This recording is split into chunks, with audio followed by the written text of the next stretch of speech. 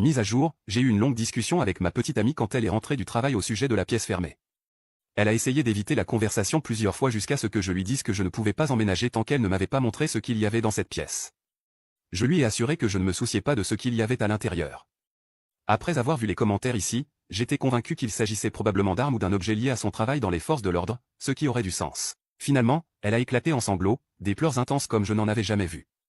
C'était bouleversant, surtout qu'elle n'est pas du genre à pleurer.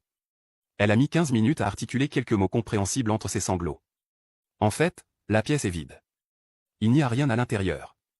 Mais quelqu'un avait deviné dans les commentaires qu'il pourrait y avoir un traumatisme lié à cette pièce, et malheureusement, c'était vrai. Quand elle a acheté la maison à 19 ans, elle était jeune, seule, et le quartier était mauvais. 3 semaines après avoir emménagé, elle a été victime d'un cambriolage pendant qu'elle se trouvait dans cette pièce, où elle a subi une agression. Elle n'avait pas les moyens de déménager ni de famille pour la soutenir.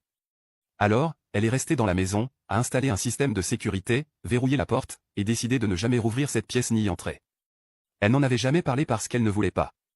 Je respecte totalement cela.